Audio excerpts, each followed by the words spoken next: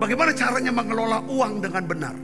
Yang pertama adalah kita perlu membuat catatan keuangan dengan baik. Amsal 27 ayat 23, kenalah baik-baik keadaan kambing dombamu.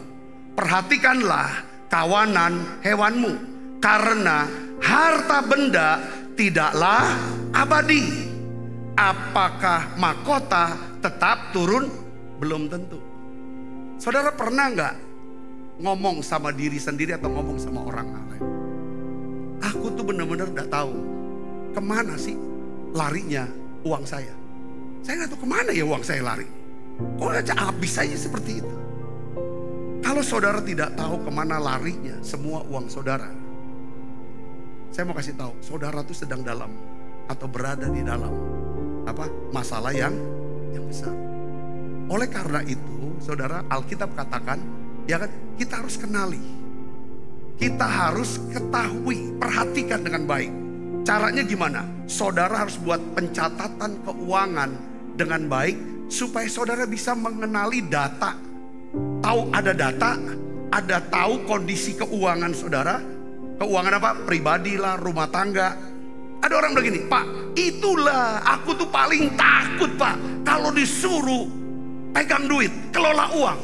Apalagi itu uang, bukan uang aku. Kenapa harus takut? Itu kan satu kepercayaan. Itu kan satu kepercayaan, kehormatan yang Tuhan beri lewat seseorang. Kenali fakta keadaan keuangan saudara. Dari mana uang itu masuk? Saudara tahu ini larinya akan kemana uang ini. Saudara harus bisa tentukan itu. Kuasa itu. Kendalikan itu saudaraku. Kita perlu tahu data kondisi keuangan yang sebenarnya. Bagaimana posisi keuangan kita saat ini? Saudara surplus atau defisit? Bagaimana caranya ngadapin kenyataan kalau seandainya defisit? Kalau surplus, apa memang harus dihabisin? Saya mau beritahu, seandainya saudara terus alami kayaknya masalah terus dalam keuangan. Saudara harus tahu satu hal, janji Tuhan dalam hidup kita.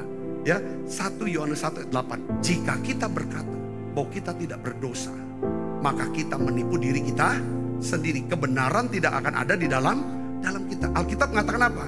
Jika kita menipu diri kita sendiri, kebenaran tidak ada di dalam kita. Jika kebenaran tidak ada dalam kita, Tuhan tidak akan bisa mencurahkan apa? Berkat buat kita. Maksud saya itu, jangan nyangkali bahwa kita ini sedang ada masalah dan kita ini bersalah. Oleh karena itu kita perlu mengetahui kebenaran fakta keuangan, maka harus ada catatan. Kalau kita bersalah, kalau kita punya masalah keuangan, akui di hadapan Tuhan. Saudara terbuka di hadapan Tuhan dan minta Tuhan, tolong saya.